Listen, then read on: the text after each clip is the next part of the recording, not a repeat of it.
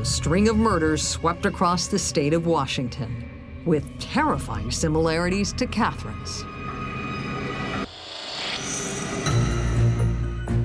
These young women who were found murdered had been seen getting into somebody's car and driving away.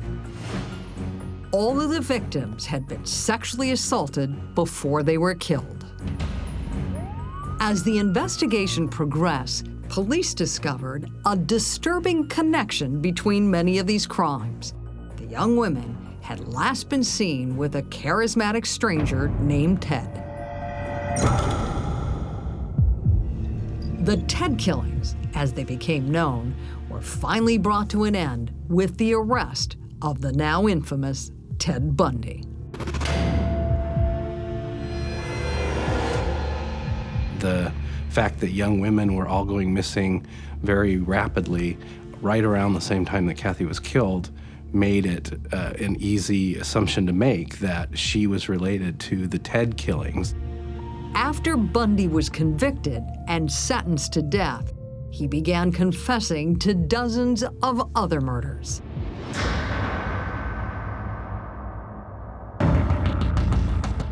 Detectives working on Catherine Devine's case visited him in prison to ask him if he had killed the 14-year-old. He was admitting crimes left and right. If he had been responsible for Kathy's death, he would have admitted it. And he not only didn't admit it, but he actually specifically denied it and said, no, that was not me.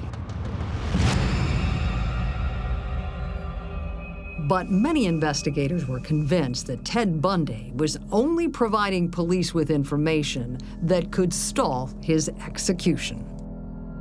It's very difficult to believe anything he had to say. Based on everything she had heard about Bundy, Catherine's mother was certain that her daughter had been the victim of the notorious serial killer.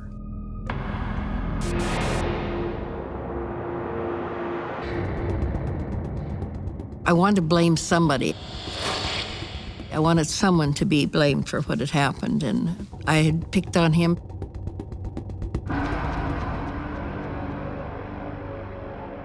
Most of Bundy's victims were teenagers who shared the same physical characteristics as Catherine. Did you grow up thinking that Ted Bundy had murdered your sister? I did. The long, straight hair parted in the middle, the age, and the area that he worked in, it just all seemed to fit.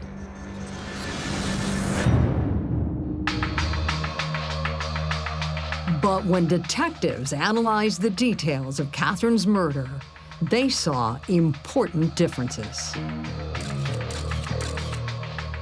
The way he would contact a victim was different, and he would behead him.